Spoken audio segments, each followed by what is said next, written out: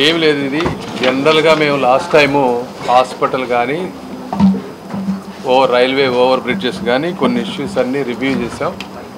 ఇది follow up meeting. ఈ follow up మీటింగ్లో ఎక్కడెక్కడ వరకు ఇష్యూస్ రిజాల్వ్ అయినాయి, ఏవి రిజాల్వ్ అవ్వలేదు, ఎందుకు రిజాల్వ్ అవ్వలేదు, జనరల్గా ఒక అకౌంటబిలిటీ క్రియేట్ చేసే విధంగా అందరం కలిసి రివ్యూ చేసాం. సపోజ్ ఎగ్జాంపుల్ మీకు 1-2 ఇవన్నీ డీటెయిల్స్. ఇప్పుడు సిటీ స్కాన్స్ 2 ఉంటే అవి పనిచేసేవి కాదు, ఒకటి ఆల్రెడీ పనిచేస్తుంది, ఇప్పుడు రెండోది కూడా ఇంకో 2 డేస్లో పనిచేస్తుంది. వాళ్ళకి బ్లడ్ బ్యాంక్లో కొన్ని ఎక్స్ట్రా ఎక్విప్మెంట్ కావాలి, ఒక 10 lakhsవి. ఇవి సిఎస్ఆర్ ఫండ్స్లో మనం ఎలా ఇవ్వగలం. అదేవిధంగా కామన్గా కంప్లైంట్స్, పేషెంట్స్ అందరూ కూడా కంప్లైంట్స్ ఎలా ఇవ్వాలి అంటే ఒక ఎనానిమస్ ప్రాసెస్లో కలెక్టర్ గారు మాత్రమే ఓపెన్ చేసే విధంగా కొన్ని ఎక్కడికక్కడ బాక్సెస్, కంప్లైంట్ బాక్సెస్ అన్నీ పెట్టమని చెప్పాం.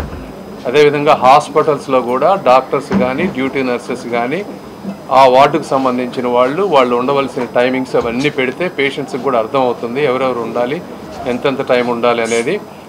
ఏదన్నా సర్వీసెస్ రాకపోతే వాళ్ళు దాన్ని కంప్లైంట్ చేయగలుగుతారు. ఒక మెకానిజంలో ఇవన్నిటినీ కూడా రిజాల్వ్ చేయగలుగుతాం. అదేవిధంగా సూపరింటెండెంట్ గారు చాలా క్విక్గా యాక్షన్ తీసుకొని కొన్ని ఇష్యూస్ని రిజాల్వ్ చేశారు. ఏసీలు పనిచేయకపోవటం కానీ, లిఫ్ట్స్ పనిచేయకపోవటం కానీ ఇవన్నీ ఫిక్స్ అయిపోయినాయి. ఇంకా కొన్ని ఫిక్స్ అవ్వాల్సిన ఇష్యూస్ ఉన్నాయి, అవి మేము చేయగలిగాయి, మేము కలెక్టర్ గారు చేయగలిగాయి. కలెక్టర్ గారు ఇలా 1 by 1 రివ్యూ చేసుకుంటూ వచ్చాం. అదేవిధంగా సెకండ్, ఈ రైల్వే ఓవర్ బ్రిడ్జెస్ అన్నీ కూడా చాలా డిపిఆర్లు అన్నీ కంప్లీట్ అయిపోయినాయి. ఇవి మేము రెస్పాన్సిబిలిటీ తీసుకొని సెంట్రల్ లెవెల్లో ఫాలో అప్ చేసుకొని 1 by 1 బడ్జెట్ బేసిస్ మీద, ప్రయారిటీ బేసిస్ మీద కంప్లీట్ చేసుకోవాల్సిన అవసరం ఉంది. అవి ఒకటి రివ్యూ చేసాం. ఈ 2 మేజర్గా రివ్యూ చేసాం. నెక్స్ట్ టైం వచ్చినప్పుడు ఈ అగ్రికల్చర్ రిలేటెడ్ ఇష్యూస్ అన్నీ కూడా రివ్యూ చేస్తాం next month. Okay, thank you. వీళ్ళు మాట్లాడిన తర్వాత మీరు చెప్పండి. ఏమన్నా మీరు మాట్లాడేది, మీరు ఏమైనా మాట్లాడతారు, మీరు మాట్లాడతారు, చెప్పండి. చెప్పండి. లోకల్గా ఉన్నటువంటి బ్రిడ్జెస్ అంటే సిటీలో సంజీవ్ నగర్ కానీ, అలాగే వంక రోడ్డు కానీ, అట్లాగే మన నెహ్రూ నగర్ కానీ, శ్రీనగర్ కానీ ఉన్నటువంటి Sitanagar bridges, Shyamala Nagar bridges, ROB గురించి డిపిఆర్స్ అన్ని రెడీ అయినాయి. వాటి మీద కూడా సెంట్రల్ మినిస్టర్ గారు, అలాగే కలెక్టర్ గారు, ఎమ్మెల్యేస్ అందరూ కూడా దానికి కావాల్సినటువంటి ఏదైతే అరేంజ్మెంట్స్ ఉన్నాయో దానికోసం సెంట్రల్ గవర్నమెంట్ దగ్గర నుంచి ఫండ్స్ తీసుకుని వచ్చి అది కన్స్ట్రక్ట్ చేయడానికి డిపిఆర్స్ రెడీ చేశారు. ముఖ్యంగా ఎప్పటి నుంచో ఉన్నటువంటి శంకర్ విలాస్ బ్రిడ్జ్ గురించి కూడా ఇప్పుడు డిపిఆర్ రెడీ అవుతుంది. సో ఎప్పుడు 50 సంవత్సరాలు జరిగినటువంటి విధంగా just with in span of 2 months only we are doing started work. ఇది పబ్లిక్ నోటీస్ చేయాలని కోరుతాం. మన సెంట్రల్ మినిస్టర్ గారు కలెక్టర్తో, సంబంధిత ప్రజాప్రతినిధులతో పీరియాడికల్ మీటింగ్స్ అనేవి చాలా సత్ఫలితాలు ఇస్తున్నాయి. ఎందుకంటే మీటింగ్ కూడా ఏదో వేగ్గా మాట్లాడకుండా ప్రతిదీ కూడా ఆన్ పేపర్, యాక్షన్ ప్లాన్, ఎవరు చేయాలి, ఏ టైంలో చేయాలన్నది కలెక్టర్ గారు ఎప్పటికప్పుడు మానిటరింగ్ చేయడం, దానికి సంబంధిత అధికారులు కూడా రెస్పాండ్ చేయడం, ఏదైనా ఇబ్బందులు ఉంటే వెంటనే కలెక్టర్ గారి దృష్టికి తెస్తే కలెక్టర్ గారు మంత్రి గారి దృష్టికి తీసుకురావడం, మా ప్రజాప్రతినిధుల దృష్టికి తీసుకొచ్చినప్పుడు మంత్రి గారితో మాట్లాడడం అనేది ఒక కాంక్రీట్గా ప్రజలకు ఏదైతే ఇబ్బందులు ఉన్నాయో వాటికి సంబంధించిన వర్కులు మాత్రం యుద్ధ ప్రాతిపదిక మీద జరుగుతున్నాయి. మా శాసనసభ్యులు చెప్పినట్టు 2 monthsలో గత 20 సంవత్సరాలుగా ఏవైతే పెండింగ్లో ఉన్నాయని అనుకుంటున్నామో అవన్నీ కూడా ఒక ప్రణాళికబద్ధంగా ముందుకు సాగుతుంది. సార్, కొత్త డిపిఆర్ కన్నా నందివెలుగు రోడ్లో చాలా సఫర్ అవుతున్నారు పబ్లిక్. ఇన్కంప్లీట్గా బ్రిడ్జి కట్టి వదిలేశారు. అవును, దాని గురించి కొంచెం పట్టించుకోవాలి. అది కూడా పట్టించుకోండి. అది కాలం వెళ్ళిపోయింది కాలం. సో దాని గురించి ఎవరైతే కాంట్రాక్టర్స్ ఉన్నారో వాళ్ళది కూడా రావాల్సినటువంటి ఎస్కలేషన్స్ ఏమైనా ఉంటే దాని గురించి మాట్లాడడం జరిగింది. దాని మీద కూడా పూర్తిగా డిపిఆర్ కాదు, ఆ ప్రాజెక్ట్ని ముందుకు తీసుకెళ్ళడానికి స్టేట్ గవర్నమెంట్ ఫండ్స్ కూడా, అలాగే సెంట్రల్ గవర్నమెంట్ ఎస్కలేషన్స్ గురించి కూడా ఈరోజు డిస్కస్ చేయడం జరిగింది. ఆ ప్రాజెక్ట్లో 50-50 central government, 50 state. Central government ఇవ్వాల్సినవి అయిపోయినాయి, స్టేట్ గవర్నమెంట్ ఫండ్ లేకపోవడం వల్ల వాళ్ళ షేర్ వర్క్ అయింది. స్టేట్ గవర్నమెంట్ దగ్గర మీకు తెలియదు ఏం లేదు, ఈ రోజున డబ్బులు లేవు. నేను కూడా ప్రజలను కోరుకునేది ఏంటంటే 3 నెలల్లోనో 4-5-6 నెలల్లోనో అద్భుతాలు అయితే చేయలేము. ఇది ఎలక్షన్ ముందు చెప్పాం, మళ్ళీ చెప్తున్నాం. ఇన్కమ్ పెరిగిన తర్వాత ఇవన్నీ చేసుకుంటూ వస్తాం. ఇందులో కూడా ఏ విధంగా చేయాలో మ్యాక్సిమం మీరు అర్థం చేసుకోవాల్సింది ఏంటంటే మనస్ఫూర్తిగా ఎఫర్ట్ పెట్టి వర్క్ చేస్తున్నాం. మాకు సాధ్యమైనంత వరకు చేస్తూ ఉంటాం. అందులో ప్రతి ప్రాజెక్టు కూడా రివ్యూ చేస్తూ ఉంటాం. ఆరోగ్య శాఖ మీద వ్యవసాయ శాఖ మీద కేంద్ర మంత్రి సంస్థ నగరపాలక సంస్థ మీద దాని మీద ప్రకటన చేసేది ఎప్పుడు దాని మీద రేపు ఉన్నాయి. మున్సిపాలిటీలో కూడా చాలా ఇష్యూస్ ఉన్నాయి. ఇవన్నీ అగైన్ 1-2 డేస్లోనో 1 వీక్లోనో 2 వీక్స్లోనో ఇలా చేయగానే అన్నీ అయిపోవు. ఏంటంటే చాలా పొలిటికల్ ఇష్యూస్ ఉన్నాయి. అక్కడంతా వైఎస్ఆర్ గవర్నమెంట్కి సంబంధించిన కౌన్సిల్ ఉంది, ఇవన్నీ ఉన్నాయి. కాబట్టి కొంచెం ఫండ్స్ ఇష్యూస్ ఉన్నాయి. 1 by 1 చేసుకుంటూ వస్తాం.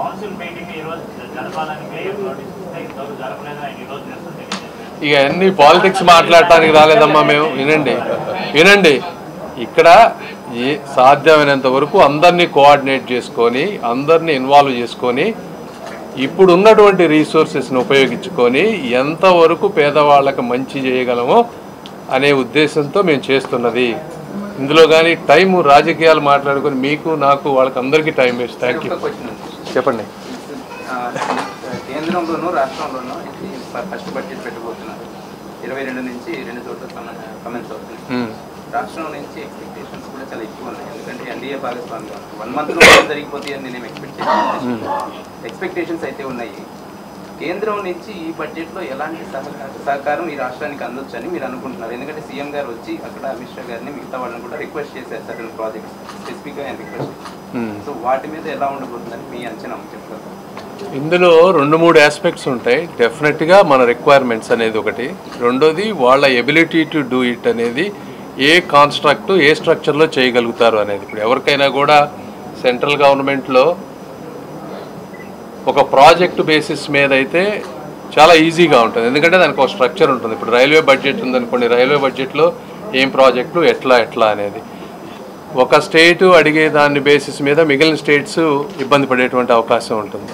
కాబట్టి ఇవన్నీ చూసుకొని డెఫినెట్గా వాళ్ళు ఈ రాష్ట్రానికి చేయాలనుకుంటున్నారు, చేస్తారని నేను భావిస్తూ ఉన్నాను. మా ఇండివిజువల్ లెవెల్లో డెఫినెట్గా ప్రాజెక్ట్ లెవెల్లో మాత్రం ఇప్పుడు మీరు సపోజ్ ఈ గుంటూరు చుట్టుపక్కల ఉన్నాయనుకోండి, దాదాపు 10-12 ఓవర్ బ్రిడ్జెస్ ఉన్నాయి, 2000 కోట్ల రూపాయలు. ఇవన్నీ మీకు ఓవరాల్ బడ్జెట్లో రాకపోవచ్చు. బట్ ఈ 12 ప్రాజెక్టులు చేసుకోగలిగితే there will be lot of development. Outer ring road ఉంది అమరావతి చుట్టూ. ఔటర్ రింగ్ రోడ్ అనేది గడ్కరీ గారు శాంక్షన్ చేసింది ఆల్మోస్ట్ అది 15,000 కోట్ల రూపాయల ప్రాజెక్ట్ అది. ఇవన్నీ కూడా బడ్జెట్లో ఒక్కసారి రావచ్చు. రోడ్లు కానీ ఇవన్నీ ఏంటంటే మీరు అన్నీ కలిపినప్పుడు అవి కేర్ఫుల్గా మనం డీల్ చేసుకోవాల్సిన అవసరం. సంయమనంతో 1 by 1 ఇంతకుముందు జరిగిన తప్పులు జరగకుండా నెక్స్ట్ 5 yearsలో మ్యాక్సిమం చేయగలిగినవన్నీ చేసి పెట్టారు. సీఎం గారు అడిగింది కూడా స్పెసిఫిక్ ప్రాజెక్ట్స్ అడిగారు. ఆయన కూడాను అంటే వేగ్గా నాకు ఇంత ఇచ్చేసేయండి అనేవి ఆయన అడగలేదు. అమరావతి ఔటర్ రింగ్ రోడ్కి సపోర్ట్ అంటే అవన్నీ అంటే బడ్జెట్లో అవన్నీ డీటెయిల్గా వస్తాయో నాకు తెలియదు. ఇప్పుడు 12 బడ్జెట్స్ మనం పెట్టామనుకోండి, ఈ 12 బడ్జెట్లో పెట్టరు కదా, అవన్నీ ఓవరాల్గా వస్తాయి మీకు. సో ఇవన్నీ ఏంటంటే టైం విల్ టెల్. ఇప్పుడు ఓవరాల్గా ఎమ్మెల్యే నుంచి చీఫ్ మినిస్టర్ వరకు, ఎంపీ నుంచి కేంద్ర మంత్రుల వరకు అందరూ కూడా ప్రజల యొక్క సమస్యల మీదనే దృష్టి పెట్టారు తప్ప మరో రకంగా వైసీపీ పాలనలో 5 సంవత్సరాలు ప్రజలు గాలికి వదిలేసి వాళ్ళ సొంత అజెండాతో వెళ్ళినటువంటి పరిస్థితి 2 నెలలుగా ఎక్కడ కనబడడం లేదన్నది ప్రజల యొక్క విశ్వాసం.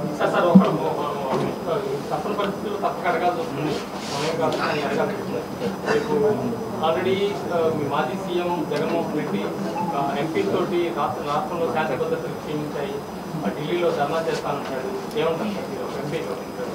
అసలు జగన్మోహన్ రెడ్డి గారు అనేటువంటి వ్యక్తి రోడ్డు మీద తిరిగిన ప్రతి నిమిషం ఈ రాష్ట్రానికి నష్టం జరుగుతుంది. అతను రోడ్డు మీదకి వస్తే ఈ రాష్ట్రం అభివృద్ధి అంత వెనక్కి వెళ్ళిపోతుంది. ఆయనకి ఎక్కడుంది హక్కు? చంద్రయ్య గారిని మాచర్లలో అతి కిరాతకంగా, అది రాజకీయ హత్య అంటే. ఇది ఎవరో 2 స్నేహితుల మధ్య జరిగినటువంటి గొడవని దీన్ని రాజకీయం చేయాలని చూస్తూ ఉన్నారు. ఇది రాజకీయ హత్య ఎలా అవుతుంది? అది రాజకీయ హత్య. ఆ రోజు నువ్వేం చేసావు? బయటకు వచ్చావా? వెళ్ళావా? మాచర్లా హత్యలు చేసింది నువ్వు. ఈ రాష్ట్రాన్ని అత్యంత అవినీతిపరంగా, అత్యంత ఘోరంగా డెవలప్మెంట్ లేకుండా చేసావు నువ్వు. నీకెక్కడుంది అధికారం? ఢిల్లీలో ఎక్కడికి పోయినా ఆంధ్ర రాష్ట్రం గురించి మాట్లాడాలంటే అవమానకరంగా ఉంది. జగన్మోహన్ రెడ్డి గారి గురించి ఎవరిని అడిగినా మీరు ఢిల్లీ కాదు, నేను నార్త్ ఈస్టర్న్ అక్కడికి కూడా ఆయన ఖ్యాతి అక్కడికి కూడా వెళ్ళింది. ఇంక ఈయన గురించి చెప్తారు కాబట్టి అతని గురించి ఎంత తక్కువ మాట్లాడితే అంత మంచిది. దొంగ దొంగ అంటున్నట్టు జగన్ కి సూటబుల్ స్థానం.